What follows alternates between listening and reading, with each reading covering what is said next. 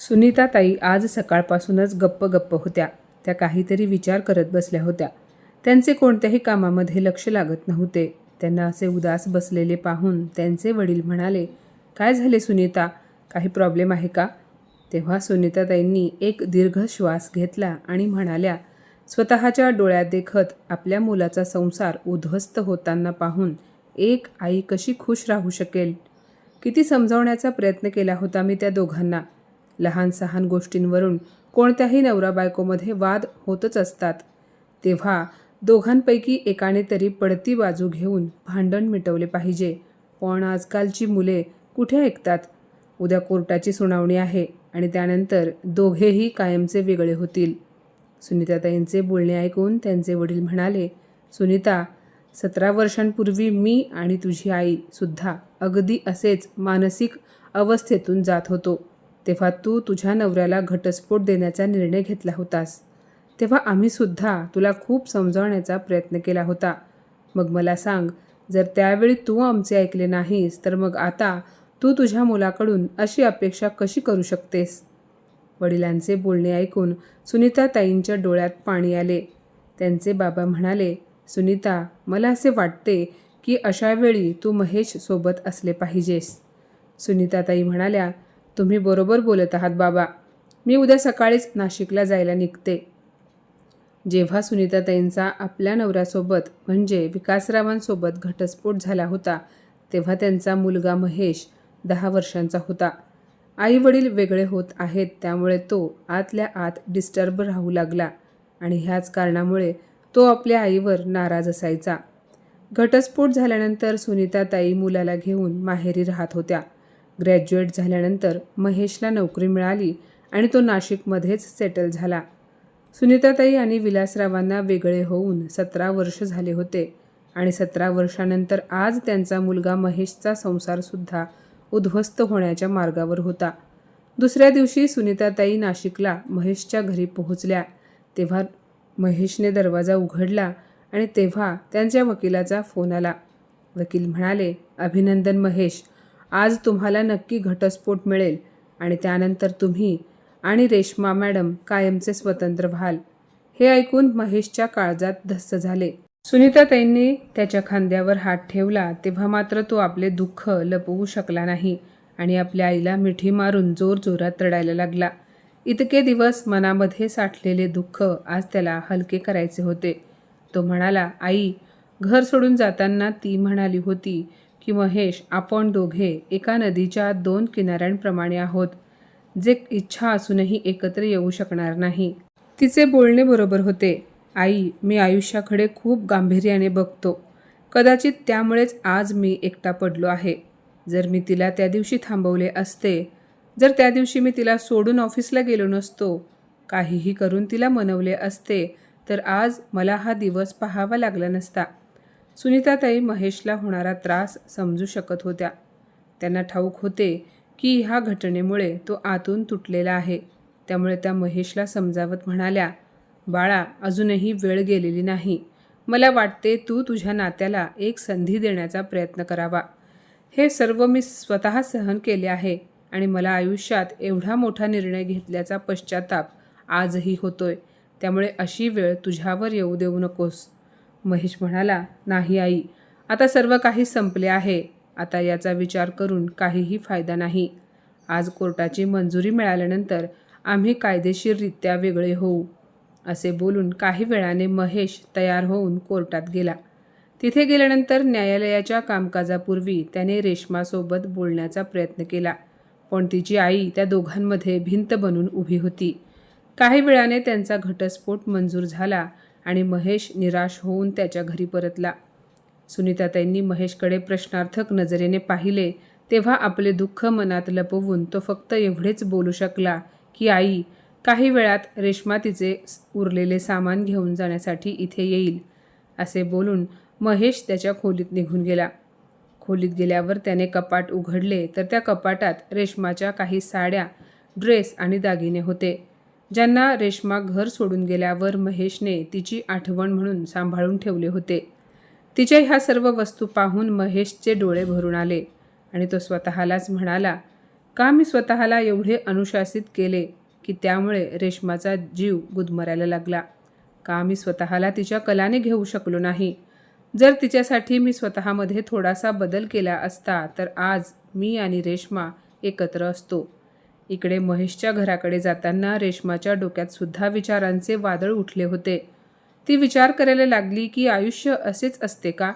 जेव्हा आपल्याला समोरचा माणूस खरा कसा आहे हे समजते तेव्हाच तो आपल्यापासून दूर गेलेला असतो. आम्ही एकत्र होतो तेव्हा मी महेशला समजू शकले नाही आणि आता समजले आहे तर खूप उशीर झाला आहे. ती मनात म्हणाली, महेश, तुझ्याशिवाय हे आयुष्य नाही, कारण मी स्वतःच्या ह्या हातानेच तुझ्याकडे परत येण्याचे सर्व रस्ते बंद केले आहेत. विचारांचे वादळ अचानक रेश्माला भूतकाळात घेऊन गेले. महेश आणि रेश्मा कॉलेजमध्ये एकत्र शिकत होते. तसे तर रेश्माचे लक्ष कधीच महेशकडे गेले नाही, पण जेव्हा महेशने फर्स्ट इयरमध्ये टॉप केले तेव्हा ती आश्चर्यचकित झाली. तिला असे वाटले की एखाद्या मुलाचा रिझल्ट एवढा चांगला कसा येऊ शकतो. महेशची अभ्यासातील हुशारी पाहून ती त्याच्याकडे आकर्षित होऊ लागली. हळूहळू दोघांमध्ये बोलणे सुरू झाले आणि काही दिवसानंतर त्या दोघांना एकमेकांबद्दल ओढ वाटू लागली. पण दोघांमधील एकानेही आपल्या मनातील गोष्ट एकमेकांना सांगितली नाही. कॉलेजचा शेवटचा दिवस होता. तेव्हा रेश्मा महेशकडे आली आणि म्हणाली, महेश, मला तुझ्याशी बोलायचे आहे. महेश म्हणाला, बोल ना. ती म्हणाली, मला आपल्या ह्या मैत्रिणीला एका नात्याचे नाव द्यायचे आहे आणि आयुष्यभर तुझ्यासोबत राहायचे आहे. तुलाही असेच वाटते ना? हे ऐकून महेश क्षणभर थांबून म्हणाला, हो, मला तू आवडतेस आणि मलाही तुझ्याशी लग्न करायचे आहे. असे बोलत त्याने रेश्माचा हात आपल्या हातात घेतला. दोघांनी लग्न करण्याचा निर्णय घेतला, पण दोघे भिन्न जातीचे होते, त्यामुळे लग्न करणे एवढे सोपे नव्हते. महेशच्या घरच्यांची काही हरकत नव्हती, पण रेश्माच्या आईवडिलांना हे लग्न मान्य नव्हते. पण रेश्मा आपल्या निर्णयावर ठाम होती की लग्न केले तर महेश बरोबर करेन, नाहीतर स्वतःच्या जीवाचे काहीतरी बरे वाईट करून घेईन. शेवटी रेश्माच्या आईवडिलांनी इच्छा नसताना देखील लग्नाला संमती दिली, पण त्यांनी कधीच महेशला जावई म्हणून स्वीकारले नाही. ग्रॅज्युएशनच्या झाल्यानंतर महेश आणि रेश्माचे लग्न झाले. रेश्माला लग्नानंतरचे ते सुंदर दिवस आठवू लागले. जेव्हा लग्नानंतर रेश्माने महेशच्या घरात पहिल्यांदा पाऊल ठेवले होते, तेव्हा महेशने एका कोऱ्या कागदावर तिच्या पावलांचे निशाण घेतले होते आणि 2 दिवसांनी त्याने तो कागद एका फोटो फ्रेममध्ये लावून घरी घेऊन आला होता. जेव्हा रेश्माने हे सर्व पाहिले तेव्हा ती आश्चर्यचकित झाली आणि म्हणाली, तू माझ्या पावलांचे निशाण फोटो फ्रेममध्ये लावलेस? महेश म्हणाला, रेश्मा, आईवडील आपली मुलगी, आपल्या काळजाचा तुकडा एका अनोळखी व्यक्तीकडे आयुष्यभरासाठी सोपवतात, तेव्हा त्या मुलाचे सुद्धा कर्तव्य असते की त्याने आपल्या घरच्या लक्ष्मीला तेवढेच प्रेम आणि सन्मान द्यावा जेवढा तिला तिच्या आईबाबांच्या घरी मिळत होता. बस, हा माझा एक छोटासा प्रयत्न आहे. महेशचे असे विचार ऐकून रेश्मा दंग झाली होती. आता तिला आठवायला लागले की लग्नानंतर महेश कसा रोज सकाळी लवकर उठून घरातील सर्व कामे करत होता आणि मग आंघोळ वगैरे आटोपून पूजा करून रेश्माला झोपेतून उठवत होता. हे सर्व दृश्य तिच्या डोळ्यांसमोर एखाद्या चलचित्राप्रमाणे दिसू लागले. गुड मॉर्निंग रेश्मा, बघ सकाळ झाली आहे, खिडकी उघडत महेश म्हणाला. पण रेश्मा काही उठायला तयार नव्हती. तेव्हा महेश म्हणाला, उठ ना रेश्मा, हा बघ मी तुझ्यासाठी फक्कड असा चहा बनवून आणला आहे. तेव्हा रेश्मा खूप मुश्किलीने झोपेतून उठली आणि म्हणाली, good morning my dear husband, असे वाटते आहे आजसुद्धा तू लवकर उठून घरातील सर्व कामे आटोपली आहेत. महेश म्हणाला, हो मॅडम, सर्व कामे झाली आहेत. योग, प्राणायाम, घराची साफसफाई, भांडी, कपडे आणि झाडू, फरशी ही सर्व कामे आटोपली आहेत मी. पण हो, कपडे मात्र वाळत घालायचे बाकी आहेत. यावर रेश्मा म्हणाली, अरे महेश, तू सकाळी सकाळी तुझी झोपमोड करून एकटाच सर्व कामे का करतोस? तू ऑफिसला गेल्यानंतर मी ही सर्व कामे केली असती. तू तुझे ऑफिसचे काम सांभाळ, घरातील कामांची काळजी करत जाऊ नकोस. यावर महेश म्हणाला, मला सर्व कामे वेळेत करायला आवडतात. योग्य वेळी सर्व कामे झाली तर त्याचा रिझल्ट चांगला मिळतो.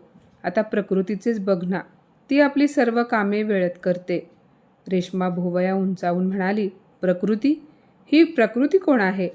महेश म्हणाला, प्रकृती म्हणजे निसर्ग, नेचर. जसे की सूर्य वेळेमध्ये उगवतो आणि मावळतो. ही पृथ्वी शिस्तीने आपल्या अक्षावर फिरत आहे आणि नदी आपल्या गतीने वाहत आहे. त्यामुळे माणसाने सुद्धा आपली कामे वेळेवर केली पाहिजेत आणि तसेही हे सर्व कामे करण्यामध्ये माझा फायदाच आहे. रेश्मा म्हणाली, अच्छा, तुझा फायदा तो कसा? महेश म्हणाला, आता बघ ना, पहिला फायदा म्हणजे दैनंदिन दिनचर्या पाळली तर ती चांगली सवय बनते आणि दुसरे म्हणजे घरातील सर्व कामे केल्याने आपला चांगला व्यायाम होतो. त्यामुळे आपल्या आरोग्यालाही फायदा होतो आणि मग आपण आपल्या पत्नीसाठी काही काम केले तर तीही खुश होते. रेश्मा हसत म्हणाली, बरं, असे आहे तर. महेश म्हणाला, आणि तसेही हे घर माझेसुद्धा आहे. रेश्मा म्हणाली, माझेसुद्धा आहे याचा अर्थ काय? अरे, हे घर तुझेच आहे. महेश म्हणाला, नाही रेश्मा मॅडम, फक्त माझे नाही तर हे घर आपल्या दोघांचे आहे. आपल्या दोघांच्या स्वप्नातील घर आणि आपल्या दोघांमुळेच हे घर घर आहे. नाहीतर नुसत्या विटांनी बनलेल्या इमारतीमध्ये काय ठेवले आहे?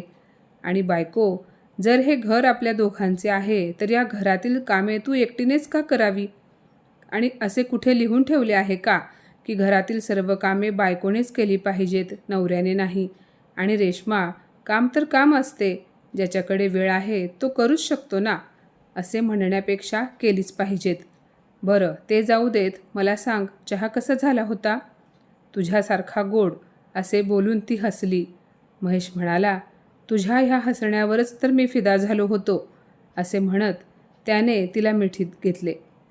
रेश्मा म्हणाली, बरं महेश, दिवाळी येत आहे ना, तर आज संध्याकाळी माझे आई बाबा मिठाई देण्यासाठी घरी येतील. त्यामुळे तू लवकर घरी ये. महेश म्हणाला, काळजी करू नका मॅडम, मी लवकर घरी येईन आणि त्यांच्यासाठी माझ्या हातांनी पक्वान्नसुद्धा बनवेन. दोघेही बोटे चाटत राहतील, बघशील तू. आणि संध्याकाळी रेश्माचे आईबाबा तिच्या घरी आले. महेश ऑफिसवरून लवकर आला होता. महेशचा पाहुणचार पाहून रेश्माचे आईबाबा त्याचे खूप कौतुक करू लागले. घरात आनंदी आनंद होता. असेच दिवस सरत होते. पण एके दिवशी जेव्हा महेश संध्याकाळी ऑफिसवरून घरी आला तेव्हा रेश्मा मोबाईलवर व्यस्त होती. बहुतेक मैत्रिणींसोबत व्हॉट्सअपवर चॅट करत होती. घरी येताच काहीतरी करपल्याचा वास आल्यामुळे महेश सरळ स्वयंपाक खोलीत गेला आणि गॅस बंद करून बाहेर आला आणि मोठ्या आवाजात म्हणाला, रेश्मा, तिकडे किचनमध्ये भाजी करपली आहे आणि तू इथे फोन घेऊन बसलीस. अगं, तुला किती वेळा सांगितले आहे की फोनमध्ये एवढी दंग राहत जाऊ नकोस म्हणून. त्या फोनच्या नादात तुला आजूबाजूला काय चालले आहे तेही कळत नाही. यावर रेश्मा चिडून म्हणाली, फोन फोन फोन, मला समजत नाही महेश, माझ्या फोनमुळे तुला काय प्रॉब्लेम होतो? नेहमी माझ्या फोनबद्दल किंवा सोशल मीडिया साईटबद्दल काही ना काही कमेंट करत असतोस. भाजी करपली तर दुसरी करता येईल, त्यासाठी एवढे मोठ्याने ओरडण्याची काय गरज आहे? अरे, जमाना कुठून कुठे गेला आहे आणि तू स्वतःकडे बघ. आजच्या जमान्यामध्ये तू हजारो वर्ष मागे आदिमानवाप्रमाणे जगत आहेस. कधी कोणत्या सोशल मीडिया साईटवर तू तुझे अकाउंट तरी उघडले आहेस का? जेणेकरून तुला माहीत होईल की दुनिया कशी आहे. जिथे नवनवीन मित्र बनवले जातात, एक वेगळीच दुनिया पाहायला मिळते. लोक आपल्या सुंदर क्षणांचे पिक्चर्स शेअर करतात, दुसऱ्यांच्या फोटोला लाईक करतात, कमेंट करून त्यांचे कौतुक करतात. आणि तू बघ स्वतःकडे. अँड्रॉईडच्या जमान्यामध्ये तू बटनाचा मोबाईल वापरतोस, तो सुद्धा 10 वर्ष जुना झालेला. तुझे कपडे बघ, बाबा आदमच्या जमान्यातले वाटतात. पांढरा आणि काळ्या रंगाशिवाय जसे दुसरे रंगच नाहीत तुझ्या आयुष्यात. हे बघ महेश, मला तुझ्यासारखे बेरंग आयुष्य जगायचे नाही. कंटाळली आहे मी अशा बोरिंग आयुष्याला. यावर महेश म्हणाला, पण रेश्मा, माझ्या आयुष्यामध्ये फक्त त्याच लोकांना महत्त्व आहे जे माझे आहेत, जे नात्यांनी माझ्यासोबत बांधले गेले आहेत आणि त्यांच्याशिवाय मला इतरांशी काही देणे घेणे नाही. ही नाती मी व्यवस्थितपणे निभावू शकतो, यापेक्षा जास्त आनंद माझ्यासाठी कोणताच नाही. आणि मी तुला याआधीही सांगितले होते की आवश्यकतेपेक्षा जास्त काहीही चांगले नसते, कारण एका विशिष्ट मर्यादेनंतर ह्या सर्व गोष्टी व्यसनाधीन बनतात. पण याबद्दल तर तू तेव्हाच विचार करशील जेव्हा तू तुझ्या हातातून हा मोबाईल सोडशील. तुला तर ह्या फोनचे असे व्यसन लागले आहे की त्याच्या पुढे तुला आपले नातेसुद्धा छोटे दिसत आहे. महेशच्या बोलण्यावर रेश्मा भडकली आणि म्हणाली, जर तुला माझा आणि माझ्या फोनचा एवढाच तिरस्कार आहे तर मला घटस्फोट का देत नाहीस? खरे तर आता मलाही तिरस्कार होतोय तुझा चेहरा पाहून. घटस्फोट देऊन तूही टेन्शन फ्री हो आणि मलासुद्धा या बोरिंग आयुष्यातून मुक्त कर. असे बोलून रेश्मा रागाने तिच्या खोलीत निघून गेली. तिच्या तोंडून निघालेले असे शब्द ऐकून महेश थक्क झाला. त्याला विश्वास बसत नव्हता की ही तीच मुलगी आहे जी कधी त्याच्यावर जीवापाड प्रेम करत होती. इकडे रेश्मा बेडवर पडून रडू लागली. ती मनात म्हणाली, माझे आईबाबा बरोबर बोलत होते की महेश माझ्या योग्यतेचा नाही, पण तेव्हा मी त्यांचे अजिबात ऐकले नाही. स्वतःची मनमानी करून मी किती मूर्खपणा केला आहे आणि या मूर्खपणामुळे मी माझ्या हातांनी माझे आयुष्य बर्बाद करून घेतले आहे. आता हळूहळू ते दोघे पुन्हा सामान्य होण्याचा प्रयत्न करू लागले. त्यांच्या लग्नाला 1 वर्ष पूर्ण होणार होते. लग्नाच्या वाढदिवसाच्या आदल्या दिवशी महेश रेश्माला म्हणाला, रेश्मा, उद्या आपल्या लग्नाला 1 वर्ष पूर्ण होईल. यावर रेश्मा खुश होऊन म्हणाली, मग सांग कसा साजरा करायचा आपण आपल्या लग्नाचा पहिला वाढदिवस? तोही खुश होऊन म्हणाला, खूप वेगळ्या पद्धतीने. हे ऐकून रेश्मा खुश झाली. महेश म्हणाला, उद्या सकाळी लवकर तयार हो. आधी आपण मंदिरात जाऊ, देवाचे दर्शन घेऊ आणि मग गरिबांमध्ये जेवण वाटू. हे ऐकून रेश्मा चिडली. तिला खूप राग आला. ती म्हणाली, कुठवर महेश? अखेर हे कुठपर्यंत चालणार आहे? 1 वर्ष झाले आहे आपल्या लग्नाला, पण तुझ्या सवयी काही अजूनही बदलल्या नाहीत. ना कोणती एक्साइटमेंट आहे, ना कोणती एंटरटेनमेंट. अरे किती बोर माणूस आहेस तू. तुझ्या बायकोला एक सरप्राईजसुद्धा देऊ शकत नाहीस? का समजत नाही तुला की आयुष्यामध्ये बदल हा खूप गरजेचा असतो? निरस आयुष्य जगणे किती बोरिंग असते. संपूर्ण आयुष्य फक्त प्रेमाच्या जोरावर घालवता येतं का?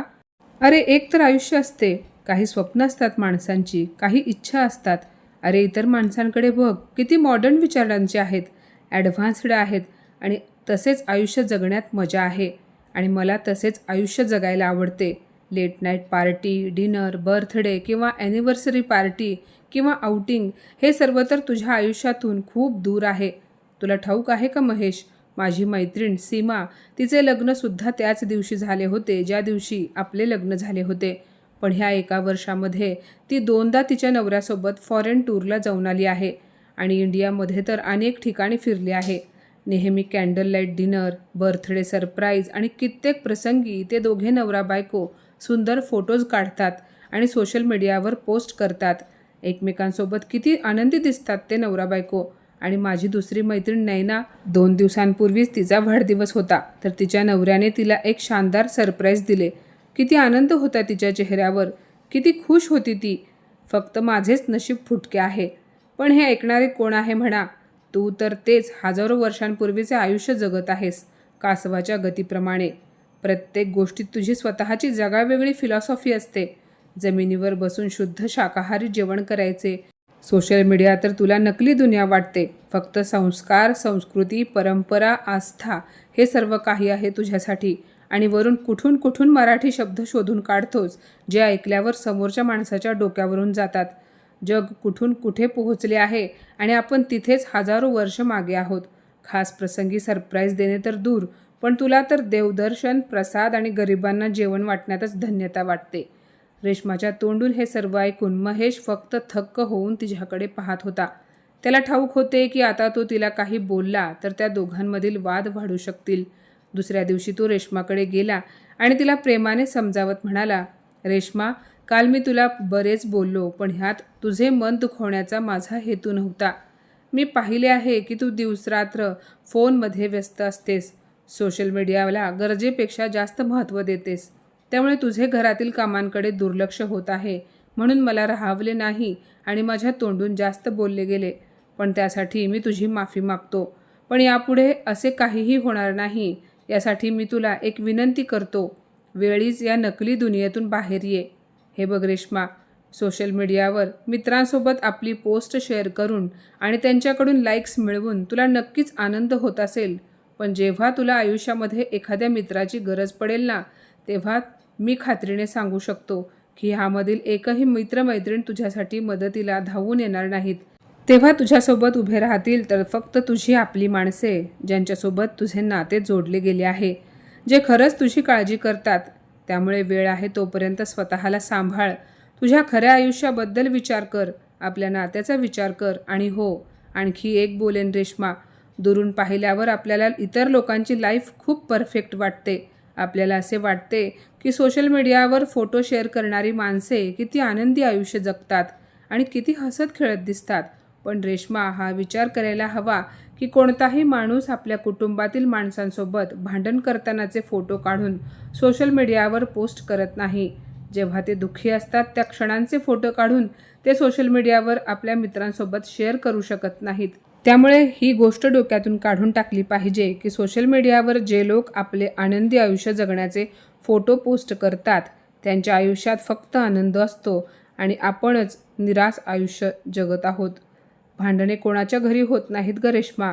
अगं, घर म्हटल्यावर भांड्याला भांडे लागणारच, पण छोट्या मोठ्या वादातून मार्ग काढायचे सोडून माणसाने वेगळे होण्याबद्दल विचार करावा.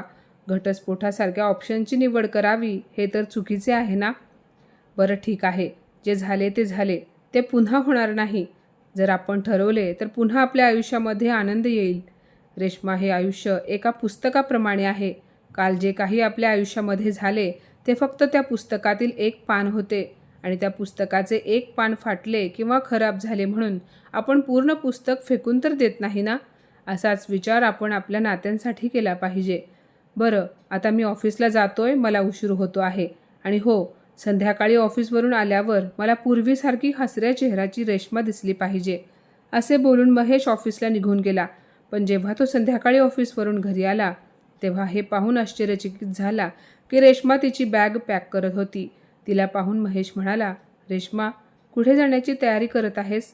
माहेरहून तुझ्या आईचा फोन आला होता का? बरं ठीक आहे, काही दिवस माहेरी राहा, तुझा मूडही चांगला होईल. महेशचे बोलणे ऐकून रेश्मा म्हणाली, नाही, मी काही दिवसांसाठी नाही तर कायमची माहेरी चालली आहे आणि आता मी कधीही परत येणार नाही. रेश्माचे बोलणे ऐकून महेशला धक्का बसला. तरीसुद्धा तो स्वतःला सांभाळत म्हणाला, रेश्मा, तूच म्हणतेस ना की एकच तर आयुष्य असते. मग मला सांग की हे आयुष्य आपल्याला भांडण करण्यासाठी मिळाले आहे का? आपण प्रेमाने, समजूतदारपणे एकमेकांसोबत राहू शकत नाही का? हे बघ रेश्मा, मी काय म्हणतोय ते समजण्याचा प्रयत्न कर. तेव्हा महेशचे बोलणे थांबवत रेश्मा म्हणाली, आता मला काहीच समजायचे नाही. तू तुझे भाषण तुझ्याकडे ठेव. मला तर एवढेच ठाऊक आहे की जो माणूस माझ्या इच्छा पूर्ण करू शकत नाही, ज्याच्या नजरेमध्ये माझ्या स्वप्नांची काही कदर नाही, त्या माणसासोबत राहून मी माझे आयुष्य बर्बाद करणार नाही. असे बोलून रेश्मा बॅग उचलून जाऊ लागली. तेवढ्यात महेश म्हणाला, ठीक आहे, तू हे घर सोडून जाऊ शकतेस, पण एक गोष्ट लक्षात ठेव, ह्यानंतर घराचे दरवाजे तुझ्यासाठी कायमचे बंद होतील. मग तुझी इच्छा असली तरीसुद्धा तू माझ्या आयुष्यामध्ये जागा बनवू शकणार नाहीस. तेव्हा रेश्मा रागात म्हणाली, तुझ्यासारख्या माणसाच्या आयुष्यामध्ये परत कोणाला यायचे आहे? अरे, इथे येण्यापेक्षा मी माझे आयुष्य संपवून टाकेन.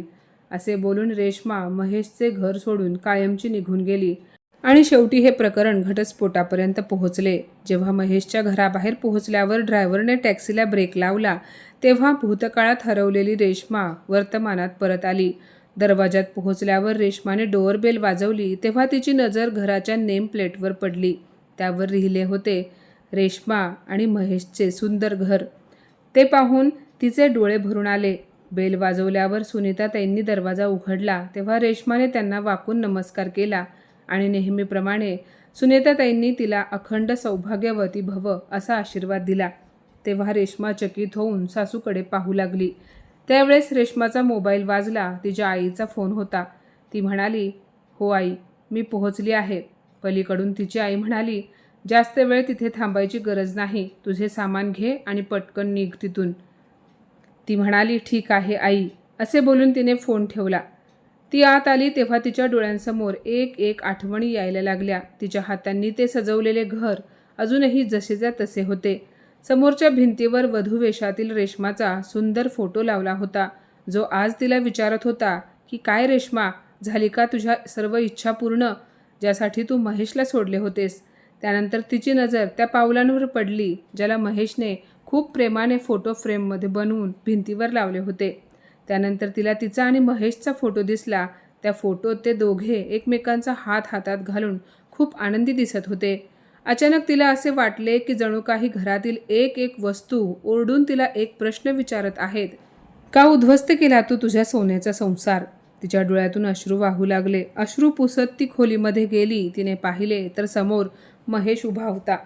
रेश्माच्या हातामध्ये घटस्फोटाचे पेपर पाहिल्यावर महेश मनातल्या मनात म्हणाला, भले या कागदामध्ये लिहिलेल्या सर्व वस्तू तू इथून घेऊन जा, पण आपल्या दोघांमधील जी सर्वात महत्त्वाची वस्तू होती ती या पेपरमध्ये लिहिलेली नाही. इतका गरजेचा होता का हा कागदाचा तुकडा? स्वतःला सामान्य दाखवत महेश म्हणाला, कशी आहेस तू? रेश्मा म्हणाली, मी ठीक आहे. तू सांग, तू कसा आहेस? महेश काही बोलणार तेवढ्यात पुन्हा तिचा मोबाईल वाजला. तिच्या मैत्रिणीचा फोन होता. फोनवरचे बोलणे ऐकून रेश्माच्या पायाखालची जमीन सरकली. काय? असे होऊ शकत नाही, असे बोलून रेश्मा रडायला लागली. रेश्माच्या रडण्याचा आवाज ऐकून सुनीताताई देखील आपल्या खोलीतून बाहेर आल्या. तिकडे महेशही घाबरला की अखेर अचानक हिला रडायला काय झाले. तेव्हा रेश्मा रडत म्हणाली, माझ्या मैत्रिणीने सीमाने आत्महत्या करण्याचा प्रयत्न केला. ती सध्या हॉस्पिटलमध्ये ॲडमिट आहे. मला तिला भेटायला पाहिजे. असे बोलत रेश्मा घराबाहेर जाऊ लागली. तेव्हा महेश म्हणाला, थांब रेश्मा, मीही येतोय तुझ्यासोबत. रेश्मा महेशबरोबर स्कूटरवर बसून मैत्रिणीला भेटायला गेली. हॉस्पिटलमध्ये पोहोचल्यावर तिने पाहिले तर तिची मैत्रीण कॉटवर पडली होती. ती म्हणाली, सीमा, तू असे टोकाचे पाऊल का उचलले? आणि हे सर्व करण्याआधी तुझ्या मनात तुझ्या कुटुंबाचा एकदाही विचार आला नाही का? तुझ्या नवऱ्याचा विचार का केला नाहीस तू? तो तुझ्याशिवाय एकटा कसा जगेल? सीमा म्हणाली, अगं त्याने तर मला हे पाऊल उचलायला मजबूर केले आहे. हे ऐकताच रेश्मा आश्चर्यचकित झाली आणि म्हणाली, पण असे कसे होऊ शकते? तुम्ही दोघे तर एकमेकांसोबत खूप आनंदी होतात ना? तेव्हा सीमा चेहऱ्यावर खोटे हसू आणत म्हणाली, कसला आनंद यार. एक स्त्री कितीही ऐशोआरामात असली तरी जर तिला तिच्या नवऱ्याचे प्रेम मिळाले नाही तर काय फायदा असले ऐशोआराम आयुष्य जगण्याचा? त्याचे एका दुसऱ्या मुलीवर प्रेम आहे, मग मी जगून काय करू? सर्व सत्य ठाऊक झाल्यावर रेश्मा स्तब्ध झाली. ती स्वतःला सांभाळू शकत नव्हती. अचानक तिच्या मनात स्वतःच्या आणि महेशच्या नात्याचा विचार आला. त्या माणसाने तर फक्त आणि फक्त तिच्यावर प्रेम केले होते. तिला कधीच कशाची कमतरता भासू दिली नाही. तिचा प्रत्येक हट्ट पूर्ण करण्याचा प्रयत्न केला होता. मग तरीही त्या दोघांचे नाते का तुटले? काही वेळानंतर रेश्मा आणि महेश हॉस्पिटलमधून बाहेर आले. तेव्हा महेशने विचारले, कुठे जायचे आहे रेश्मा? जर तुला व्यवस्थित वाटत नसेल तर मी तुला तुझ्या घरी सोडून का? तू उद्या येऊन तुझे सामान घेऊन जा. यावर रेश्मा म्हणाली, महेश, आपण तुझ्या घरी जाऊयात. जर आता मी परत गेले तर तिथून परत कधीच येऊ शकणार नाही. पूर्ण रस्ताभर रेश्माच्या डोक्यात विचारांचे वादळ चालले होते. तिला वाटू लागले की महेश बरोबर बोलत होता. जे लोक सोशल मीडियावर खुश दिसतात हे गरजेचे नाही की ते खऱ्या आयुष्यात सुद्धा आनंदी असतील. आपण त्यांचे फोटोज पाहून आपली तुलना त्या लोकांसोबत करतो आणि आपल्याला असे वाटते की आपणही त्यांच्यासारखे आयुष्य जगावे. आणि ह्या सगळ्यांमध्ये तेव्हा आपल्याकडे जे असते त्याचे महत्त्व आपल्याला समजत नाही. वाटेत सिग्नलला जेव्हा महेशने स्कूटर थांबवली तेव्हा रेश्माने पाहिले की तिथे त्यांच्या बाजूला एका मोटरसायकलवर विवाहित जोडपे बसले होते. बायको मागे बसली होती आणि तिने आपल्या नवऱ्याला घट्ट पकडले होते. तिच्या चेहऱ्यावर आनंद दिसत होता आणि एक समाधानही दिसत होते, जसे त्याच्यासोबत राहून तिला पूर्णपणे सुरक्षित वाटत होते. त्यांना पाहून रेश्मा विचार करायला लागली की किती गोड असते अशा माणसांची सोबत ज्याचे आपल्यावर खूप प्रेम असते. कधीतरी मी सुद्धा महेशवर असेच प्रेम केले होते. असेच समाधानी आयुष्य जगत होते मी पण. तेवढ्यात आपल्या हातामध्ये घटस्फोटाचे पेपर्स पाहून ती मनातल्या मनात म्हणाली, ह्या कागदाच्या तुकड्यांनी माझ्याकडून फक्त प्रेमच हिरावले नाही तर माझा आनंद तसेच माझ्या प्रत्येक आनंदी क्षणांना माझ्याकडून हिरावून घेतले आहे. ते कधी आम्ही दोघांनी एकत्र घालवले होते. काही वेळानंतर ते दोघेही घरी पोहोचले. तेव्हा महेश म्हणाला, रेश्मा, तू खोलीतून तुझे सामान घेऊन ये. असे बोलून महेश आईच्या खोलीमध्ये जायला निघाला. तेव्हा रेश्मा म्हणाली, महेश, मला तुझ्याशी बोलायचे आहे. महेशने रेश्माकडे पाहिले तेव्हा तिच्या डोळ्यातून अश्रू वाहत होते. तिला पाहून महेश म्हणाला, तू ठीक तर आहेस ना? काय झाले? इथे बैस आणि सांग, काय बोलायचे आहे तुला? इच्छा असूनही रेश्मा काही बोलू शकत नव्हती. काही वेळ शांत बसल्यानंतर महेश रेश्माला म्हणाला, रेश्मा, मी तुला एक विचारू का? एवढे महिने आपण एकमेकांपासून वेगळे राहिलो. ह्या दरम्यान एका क्षणासाठी सुद्धा तुला मला बोलावेसे वाटले नाही का? एकदा तरी मला कॉल करायचा होता. मला सांग, एवढे तकलादू होते का आपले नाते? असे बोलता बोलता महेशचा आवाज रडवेला झाला. यावर रेश्मा म्हणाली, अरे खरे तर ह्या घरातून जाण्याचा निर्णय घेऊन मी माझ्याच पायावर कुऱ्हाड मारून घेतली. मी तुझ्यावर थोडीशी नाराज काय झाले. मी दुसऱ्यांना आपल्या दोघांच्या नात्यांमध्ये येण्याची परवानगी दिली. माझ्या आपल्याच माणसांनी माझ्या रागाला द्वेषामध्ये कधी बदलून टाकले. आणि जेव्हा ह्या गोष्टीची जाणीव झाली होती तोपर्यंत मी घटस्फोटाचे पेपर साईन केले होते. माझ्याच माणसांनी मला तुझ्यापासून एवढे दूर केले की तुझ्याकडे परत येण्याचे सर्व रस्ते मी स्वतः बंद केले. पण ह्यामध्ये चूक माझीच होती, कारण मी त्यांना संधी दिली. महेश, आज सर्व काही घडून गेल्यानंतर मला जाणीव होत आहे की माझ्या हातून खूप काही सुटत चालले आहे. घटस्फोट झाल्यानंतर जणू काही माझे आयुष्य माझ्यापासून दूर चालले आहे. आज मला समजले की जो माझी सर्वात जास्त काळजी करत होता, मी त्याची कदर केली नाही. ज्या गोष्टी तू मला समजवण्यासाठी बोलल्या होत्या त्या सर्व गोष्टी त्यावेळी मला चुकीच्या वाटल्या होत्या. पण हळूहळू दुनियादारी समजल्यानंतर तू बोललेल्या सर्व गोष्टी लक्षात आल्या होत्या. आजकाल नातेसंबंध तुटण्याचे सर्वात मोठे कारण हेच आहे की आपण आपल्या संस्कारापासून दूर होत चाललो आहोत. आपल्या मर्जीने आयुष्य जगण्याची इच्छा आजकाल प्रत्येकाला आहे. सोशल मीडिया आणि ॲप्लिकेशन्सच्या ह्या जमान्यामध्ये आपण दिवसभर एवढ्या साईट्सवर व्हिजिट करतो की आपल्याला आपल्या माणसांजवळ बसण्यासाठी वेळ नाही. आपल्या नात्यांना आपण पूर्णपणे दूर केले आहे. पण महेश, ह्या सर्व गोष्टींना समजायला मी बहुतेक खूप उशीर केला आहे. असे बोलून रेश्मा जोरजोरात रडायला लागली. काही वेळानंतर शांत झाल्यावर ती म्हणाली, पण महेश, तू सुद्धा मला फोन करू शकला असतास ना. एकदा मला मनवण्याचा प्रयत्न केला असता किंवा मला घेऊन जायला तरी येऊ शकला असतास ना. यावर महेश म्हणाला, मी खूप विचार केला, पण बहुतेक अहमच्या भिंती भावनांपेक्षा जास्त मजबूत झाल्या होत्या. जर गर्व एकीकडे ठेवून मी परिस्थितीला ठीक करण्याचा प्रयत्न केला असता तर आपले नाते तुटण्यापासून वाचले असते. असे बोलताना महेशचे डोळेसुद्धा पाणावले. रेश्मा महेश समोर गुडघ्यांवर बसली आणि म्हणाली, माझ्याकडून खूप मोठी चूक झाली महेश. मला सांग, तू पुन्हा तुझ्या मनात, तुझ्या हृदयात मला जागा देशील का? हे ऐकून महेश म्हणाला, ती जागा अजूनही तुझीच आहे रेश्मा. तू भले शरीराने हे घर सोडून गेली असशील, पण तू गेल्यानंतर एकही दिवस असा गेला नाही जेव्हा मी तुझ्या आठवणीत रडलो नाही.